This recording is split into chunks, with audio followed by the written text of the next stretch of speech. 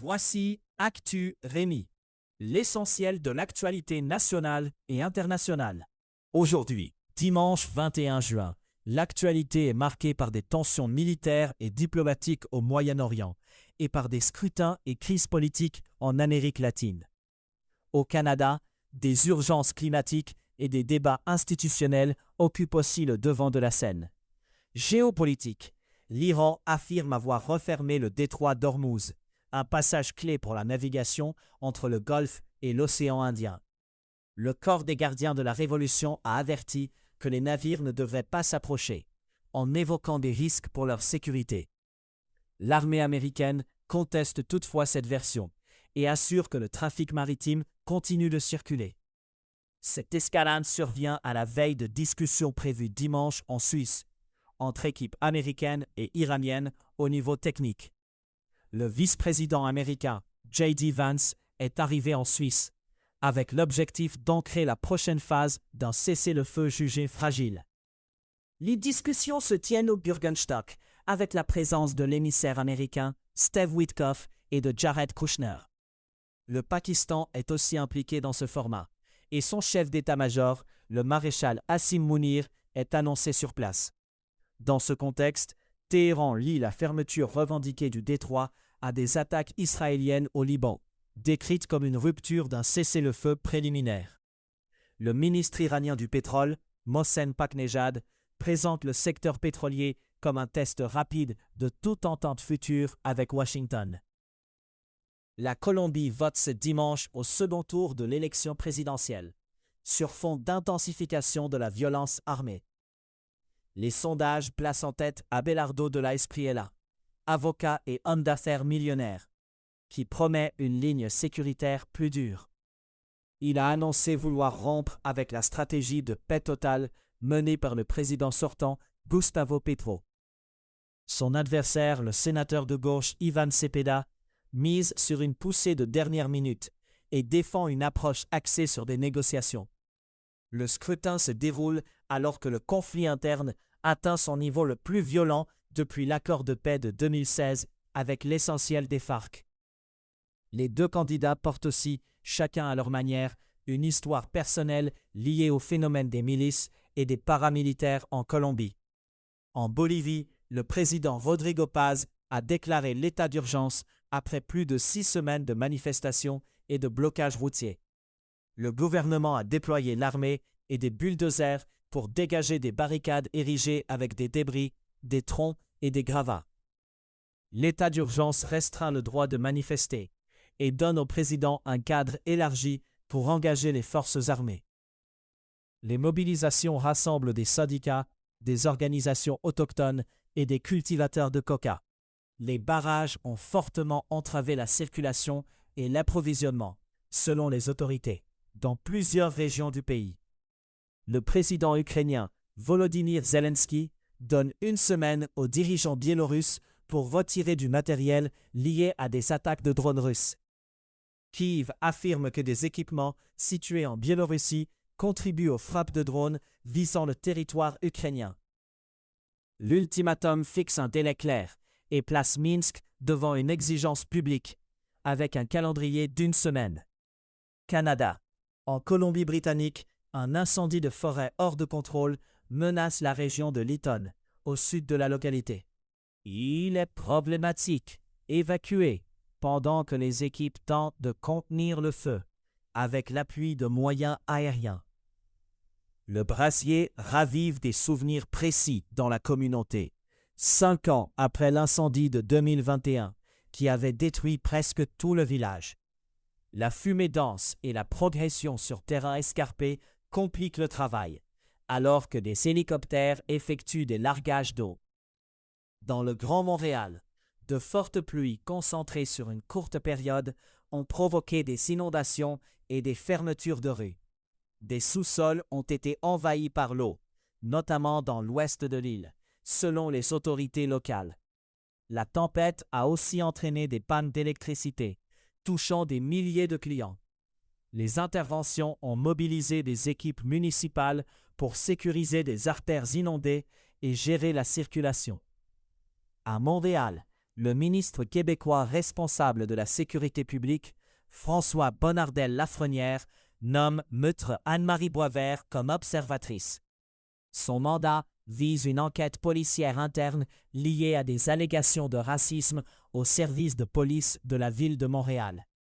L'observatrice doit s'assurer que la démarche se déroule avec impartialité dans le secteur de Montréal-Nord.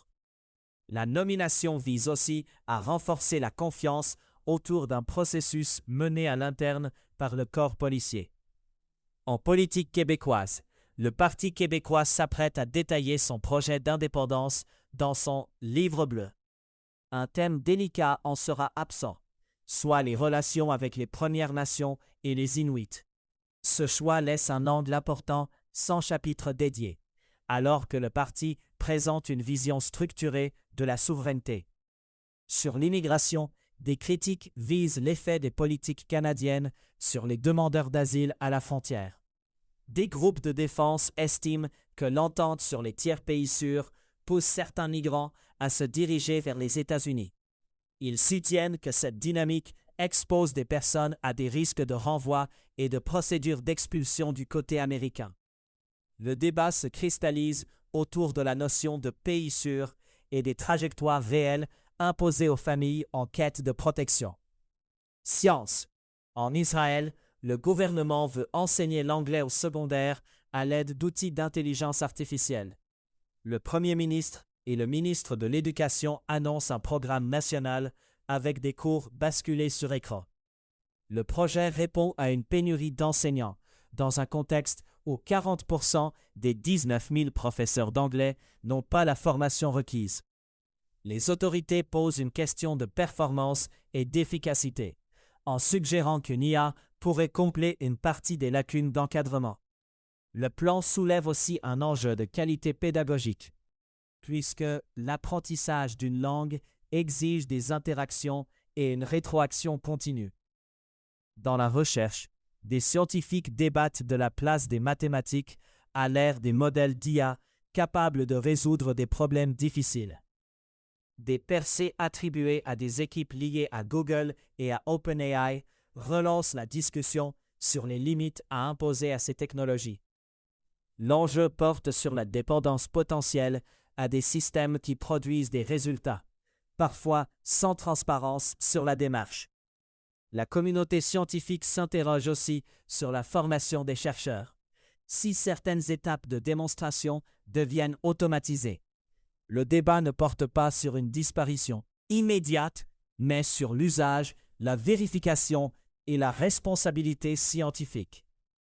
Au Québec, 2 entreprises ont conçu des caméras destinées au futur télescope spatial Roman de la NASA. Ces équipements doivent être intégrés à la mission, avec un apport concret de savoir-faire québécois en instrumentation. Le projet associe une technologie développée ici à une plateforme spatiale américaine, appelée à observer l'univers depuis l'espace. La contribution industrielle place des acteurs québécois dans une chaîne scientifique de très haute précision.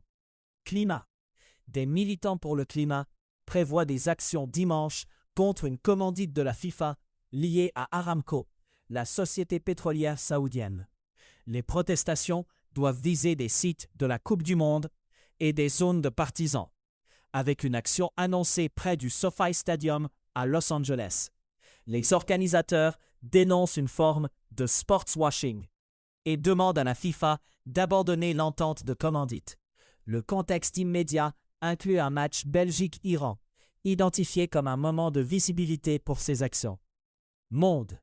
En Espagne, une juge ordonne à Begoña Gómez, épouse du Premier ministre Pedro Sánchez, de faire face à un procès pour corruption.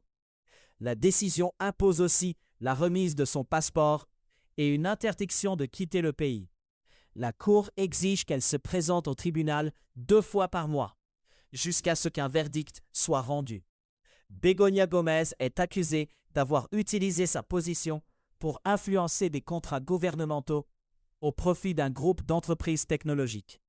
La juge évoque aussi un soupçon de mauvaise utilisation de fonds publics dans l'embauche d'un consultant. Le dossier comprend enfin l'utilisation jugée inappropriée d'un logiciel, dans un cadre lié à ses activités dans une université publique. En Écosse, la police antiterroriste prend en charge une enquête après une série d'attaques soupçonnées d'être anti-musulmanes à Édimbourg.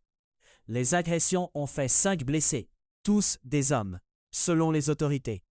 Le transfert du dossier à l'antiterrorisme traduit une inquiétude sur un possible mobile idéologique et la gravité de la séquence.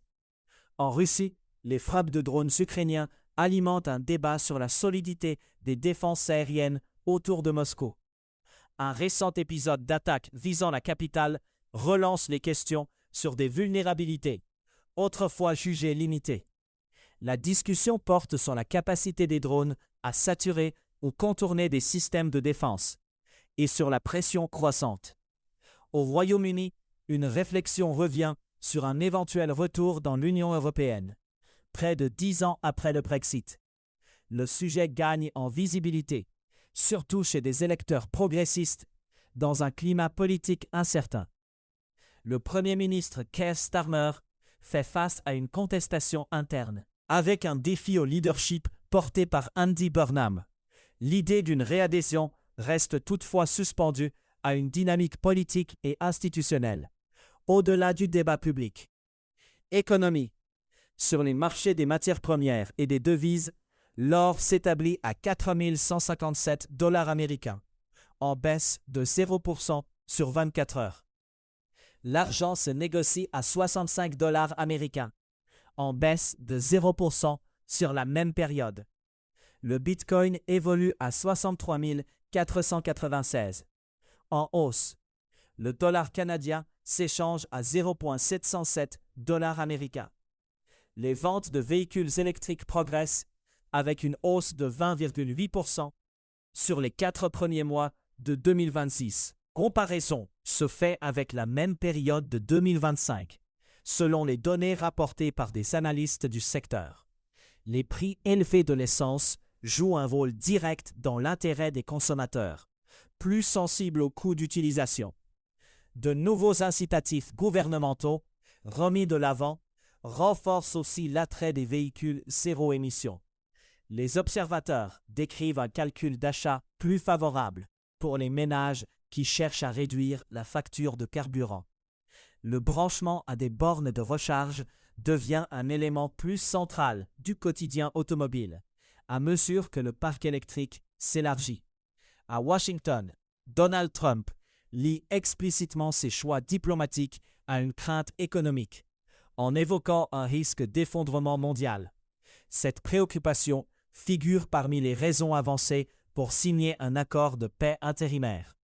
Des analystes estiment que cette lecture économique peut réduire la marge de manœuvre américaine dans les discussions à venir.